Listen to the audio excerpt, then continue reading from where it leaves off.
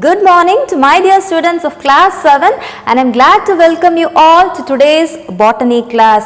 Today's class is going to be a revision video for chapter 1 from your botany. What is chapter 1? Tissues, right? So in this video we are going to have a quick revision about the chapter tissues. Again, I would like to insist you that this video is not any tips or video for your upcoming exams. For your exams you have to study from your textbook. You read the textbook as well as you learn the worksheet what I have given for this lesson and then appear for the exam. Just this is a revision video. It is not any important questions to be asked for your exams. So let's get started.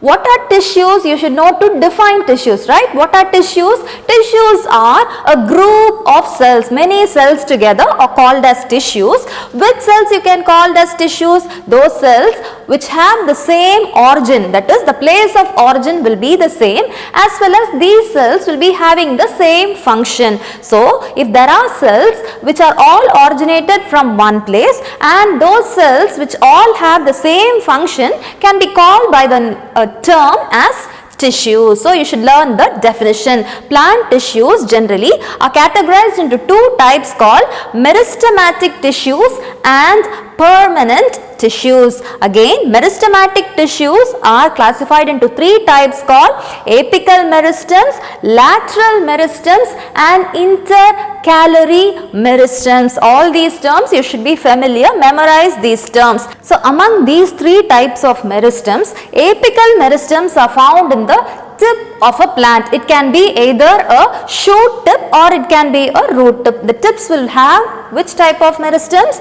Apical meristems. Lateral meristems are found on the sides, that is on the branches all you will find lateral meristem tissue, and intercalary meristems will be in between two nodes. Which is the node? This is the node, right? This is one node and this is the next node. So in between two nodes, that is called nodes. So between these two nodes, that is in the internodes, you can find intercalary meristems. And there are also two types of permanent tissues. One is called simple tissues and the next one is called complex tissues. Simple tissues again are of three types called parenchyma, collenchyma and sclerenchyma, and complex tissues are of two types called xylem and phloem. So there are so many technical terms in this classification chart, and how to remember that easily I have already told you. You can remember a word called Ali has species with XP. What is this? ALI, A for apical, L for lateral, I for intercalary. Then here for species, parenchyma, collenchyma and sclerenchyma, and types of complex tissues XP, that is xylem and phloem. So by remembering this one, you can recall all these technical terms. Then let's learn or revise the properties of each types of tissues. We'll start with meristematic tissues.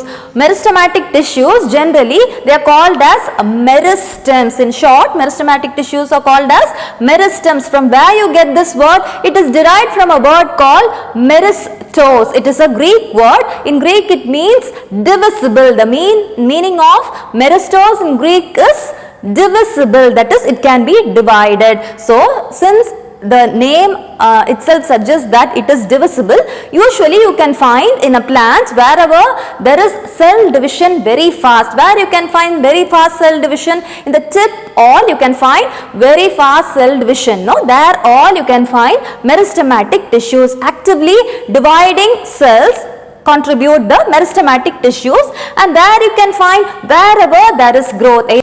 Okay, where can you find meristematic tissues? Wherever there is growth in a plant, in all those places you can find meristematic tissues. What will be the result of growth by meristematic tissues? There will be either increase in the length, that is the height of the plant will be increased, or the thickness of the stem will be increased. It occurs both in the stem as well as in the roots. So it can be either increase in the height or increase in the thickness, either in the stem or in the roots. And then there are four important characteristics of meristematic tissues. What are they? The first characteristic is always meristematic tissues are made up of cells, right? So these cells are compactly packed with no intercellular spaces, which means there is no space at all between two cells. You can see the picture here. So this structure will be the structure of meristematic tissues. Without any cells, the cells are without any spaces, the cells are closely packed, and the shape of the cells will be mostly spherical in shape or oval in shape, and sometimes it is also polygonal in shape. Also, these meristematic tissues will have dense cytoplasm, which means the cytoplasm is very thick and a large nucleus is present in meristematic tissue cells, and the cell wall is very thin. And also meristematic tissues are always living cells. In plant cells, some cells are alive and some are dead, right? But meristematic tissues are living cells. These are the four characteristics of meristematic tissues. Then we will learn in detail about the type of meristematic tissues. First we will start with apical meristems. We have already learned that apical meristems are found in the tip, either the shoot tip or in the root tip, right? So they are found in the tips, either in the shoots or roots. And whenever there is growth in the root tip or shoot tip, it would result in the increase in the height, no? So the output of apical meristems will be increase in the height of the plant, and also it is the reason for the primary growth of a plant. What is primary growth and what is secondary growth? See, when a seed germinates, the first growth is called primary growth. What you will get, the main stem you will get, no, immediately after the seed germinates. This primary growth is caused by this type of meristem, that is the apical meristem. Then let's revise about lateral meristems. Lateral meristems, as I told you already, it happens in the sides, that is the branches all is increasing in size or length because of the presence of lateral meristems. Not only the lateral stem, it also happens in lateral roots. What is lateral root? When a seed germinates, a root will develop and it will develop some branches, no? Those branches are called lateral roots, and those lateral roots grow because of this type of meristem, that is lateral meristems. Again, it will result in thickness of the girth. Either the stem or the root, the thickness will be increased, but only in the case of secondary growth, that is the lateral branches of stem or the root only will happen in the case of lateral meristems. Examples of secondary growth is cork cambium, that is wood you have in plant, no, that is cork, and vascular cambium. The area between the xylem and the phloem is called vascular cambium, and these places will have lateral meristems. You should memorize these two. Cork cambium and vascular cambium are examples of places where you can find lateral meristem type of tissues. Then the intercalary meristems. Intercalary meristems, as I mentioned in the classification chart, it is always present between two nodes. Whenever you have two nodes, the place between two nodes will have this type of meristem, that is intercalary meristem. So the growth in between the nodes. Apical meristems, I told you, the growth occurs at the tip, no? Similarly, whenever there is growth in between two nodes, that happens because of the presence of intercalary meristems, and it is more common in which type of plant? Only in monocots intercalary meristems is commonly present than compared to the dicots. Next we will revise about permanent tissues. How are permanent tissues formed? Permanent tissues are formed by repeated division and differentiation of meristematic tissues. When meristematic tissues divide again and again, it will result in one more type of tissue, and that type of tissue is called permanent tissues. What are the characteristics? These tissues, the main characteristic of permanent tissues is they lose the power to divide, which means they will not divide. Usually tissues divide, no, the cells present in a tissue will divide again and again repeatedly, but in the case of permanent tissues alone, they lose the power to divide. They will, once a permanent tissue is formed, it will not divide anymore. It will remain permanent forever. So the cells can be living or dead. In meristematic tissues always the cells are alive, right? So here it can be either live or it can be dead. The cell wall is very thick when compared to meristematic tissues where the cell wall we have studied that it is thin, right? So the cell wall is thick in the case of permanent tissues, and the nuclei is found in the periphery. Periphery means the circumference, not in the center, somewhere around the circumference the nuclei is present in the case of permanent tissues. Permanent tissues are of two types, as I have already shown you in the main chart. They are simple tissues and complex tissues. These simple tissues are subdivided into two types of tissues called dermal tissues and ground tissues. And ground tissues are once again classified into three called parenchyma, collenchyma and sclerenchyma. There are many technical terms what you are expected to memorize. You cannot skip this, you have to learn these terms. Okay, I will tell you a sentence, you can learn this sentence and memorize these terms easily. What is that sentence? Sam was digging the ground and found a pot of coins and stamps. So Sam, for S for simple tissues, digging, D for dermal tissues, ground for ground tissues, pot for parenchyma, coins for collenchyma, stamps for sclerenchyma. So you just memorize this sentence and you can compare with the technical terms. So complex tissues are divided into two types. What are they? Xylem and phloem. Next we learn about the properties of all these types of tissues.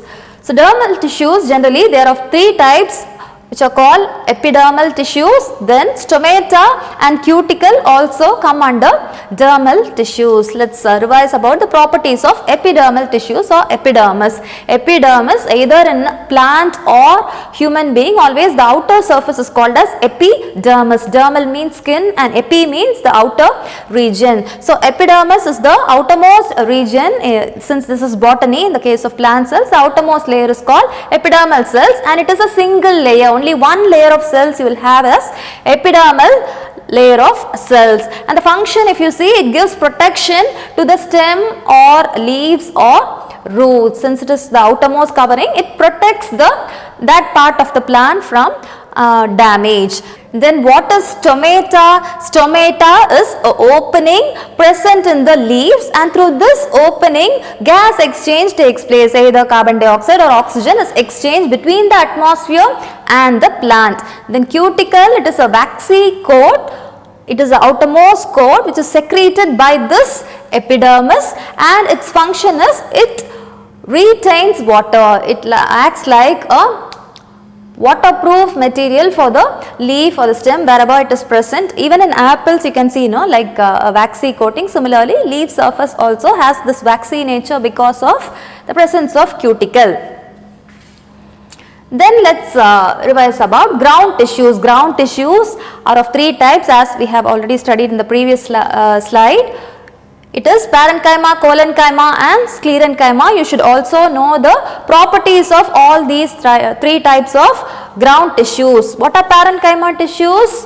Where you can find in all the three main parts of the plant, that is in the root, stem and leaves. And the nature of parenchyma cells is they are thin walled, and either it is oval or spherical in shape, and they have a large vacuole. Can you see a big vacuole? So it has a large vacuole and a prominent nucleus. This circle, this is the nucleus. So the vacuole is large and the nucleus is prominent. You can easily see the nucleus, and the function is either it synthesizes food or it can store the food. Which one? The parenchyma cells.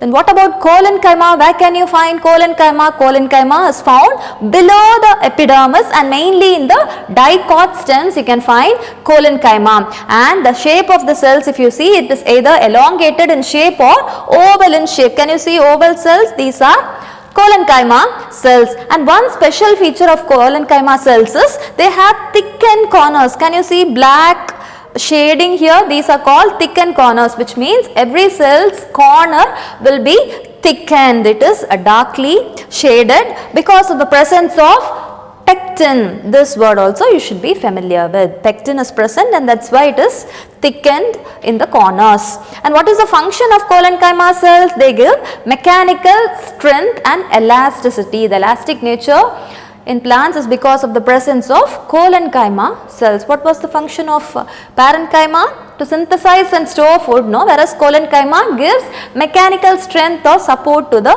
plant. Then we will revise about the types of parenchyma. Parenchyma are of two types called chlorenchyma and arenchyma. So as the word suggests, chloro means the presence of chloroplast or chlorophyll pigment. So whenever chloroplast or chlorophyll is present, what will be the color? Green. Leaves have chlorophyll and that's why they are green in color, right? Similarly, wherever you can find chlorenchyma types of tissues, it will be green in color and it will also carry out a process called as photosynthesis. What about arenchyma? As the word suggests, arenchyma tissues will always have air spaces. Can you find air spaces in between the cells? These are all cells once in blue color, and see, you can find empty spaces between them because of the presence of air, and that's why they are called as arenchyma cells. And whenever air is present in between the cells, it will make the plant to float. Those plants which will have arenchyma type of tissues, no, they will have the tendency to float. If you put them on water, they will float because the air is filled inside. Then we will revise about the types of sclerenchyma cells. Before that, we learn the properties of sclerenchyma cells. What are some of the unique properties of sclerenchyma cells? The walls are very thick when compared to all the other types of tissues. Sclerenchyma cells walls are very thick in nature and they do not have any intercellular space. See, these are sclerenchyma cells. Can you find space between two cells? This is one cell and this is the next cell. There is no space at all. That is, the intercellular space is absent in the type of in the case of sclerenchyma cells, and these cells are dead cells. They cannot multiply or divide because they are dead, and the function is they provide mechanical strength to the plant. There are two types of sclerenchyma cells called fiber and sclerids. What are the properties of fibers? Fibers are elongated. See, this is the fiber. This is elongated cell and pointed ends. Which is pointed? Why it is called pointed? See, can you see the tip or the end of the cell is pointed in nature. And where can you find them? What is the location? Outer to the cortex and pericycle of the stem, you can find this fiber types of tissues, and also in the midrib of the leaves. Then about the sclerids. Sclerids are extremely thick walled cells and they have lignin. Then what are the two types of complex tissues? Xylem and phloem. And whenever two or more types of cells are present, you call them as complex tissues. Simple tissues means it will be made up of only one type of cells, no? Whereas in the case of complex tissues, there will be at least two types of cells you will have. But the function, as we learn the definition of tissues, their functions would be the same. Though there are 2-3 types of cells, their function will be a common function, and that's why they are called as tissues. And since the types vary, it is called as complex. Okay, so complex tissues will always have at least 2 types of cells working together. And complex tissues are of 2 types called xylem and phloem. And xylem and phloem together has a technical term. It is called as vascular bundle, or sometimes it is called as vascular tissues. Where can you find complex tissues? You can find in all 3 main parts of the plant, that is in the root, stem and leaves. You can find these complex tissues. What are the properties of xylem? Xylem, usually they are dead cells and they lack protoplasm or cytoplasm, and they are a network of elongated tubes. If you see the cells itself, it will be like a tube like structure. What is the function of xylem? Xylem conducts water, right? So the cell's shape itself will be like a tube so that it can transport water easily, and also the cells are arranged end to end. See, if there is one cell, immediately without any space alongside itself you will have the next cell. That's why it has the term end to end. The end will be filled with the next cell. There will be no space between them or any other substance between two cells. So that's why it has the term end to end cell wall arrangement. And the cell walls are very thick and it is made up of a substance called lignin. See, every type of tissue varies in the types of cell walls. No, some has pectin, some has lignin. You should learn correctly which type of tissue has which type of cell wall. You should be familiar with, right? And also you can find pits in the walls. What is pit? Some holes you have in the walls. Okay, this is for xylem. Also there is a xylem called the secondary xylem. What is secondary xylem? Do you know wood in a plant? That wood is called the secondary xylem. Cork cambium is an example for cork. You can find the plants, no? That is an example for secondary xylem. And also, as I told you, wood is yet another example for secondary xylem. Wood itself, there are two types called soft wood, such as the wood which is present in coniferous trees, and hard wood which is present in angiosperms. Angiosperms wood will be hard in nature, no? So either type of wood, they all fall under this category, that is they are secondary xylem. Then let's learn some more details about xylem. There are two main elements of xylem. One is called tracheids and the other one is called vessel. The one in the yellow color is the tracheids and one shaded in blue is the vessel elements. If you see in the tracheids, end walls, as I told you, the walls are arranged end to end, but the tip or the corners are tapered. Tapered means it is narrowed, whereas in vessels the end walls break. See here you do not have any partition in the tracheids, but in the vessels you can find partitions, no? These partitions, each partition is called as vessel elements. Vessels have breaks or partitions and every unit of that is called the vessel element. But though they are partitioned, they are connected end to end, just like the tracheids. The vessels are also placed end to end without any space. They are placed. What is the main function of xylem? I told you the function of xylem is to conduct water and the function of phloem is to conduct food. Conduction means that's just transport of water or food. But always remember that xylem transports only water, phloem transports only food. This you should be familiar with. So from where to where the xylem can conduct or transport water? From the root, because water availability is always near the roots, right? So from the roots it will take water and it will give to all the plant parts. And always the movement of water in the upward will be in the direction like upward movement. It will never be from up to down. Only from down to up the movement of water can be present in a plant.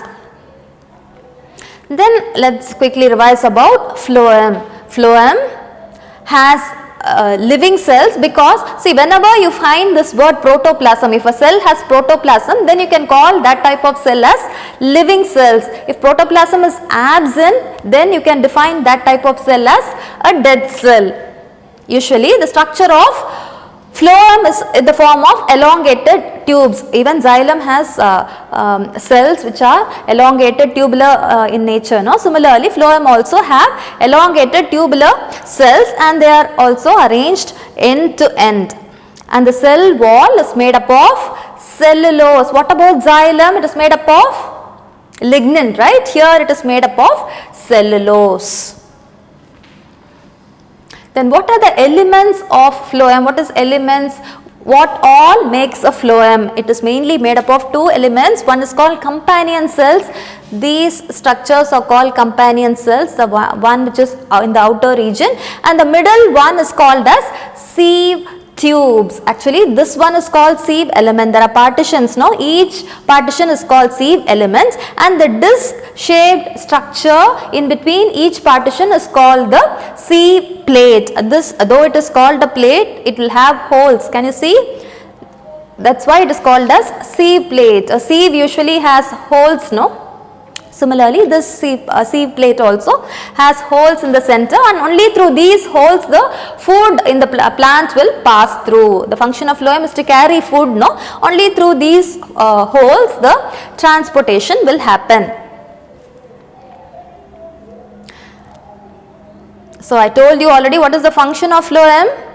It will carry food, right? So, from where to where it will carry? Where can you find food in a plant? Food is always synthesized by a process called as photosynthesis in the leaves of the plant. Food doesn't mean the fruit of the plant. Food refers to the product of photosynthesis, that is glucose produced in the plant is carried from the leaf. Since photosynthesis happens in the leaf, it is always carried from the leaf to either stem or to the root. In the case of potato, all it is present in the underground, no? So, it is synthesized in the leaf, but it is stored in the ground region, either in the root or the stem. So, here the movement of food in the phloem can be bidirectional, which means it can move from up to down, or it can move from down to up also. So, this is all about today's revision class about the topic called as tissues. Until I meet you in your next class, you all take care. Keep studying. Bye bye.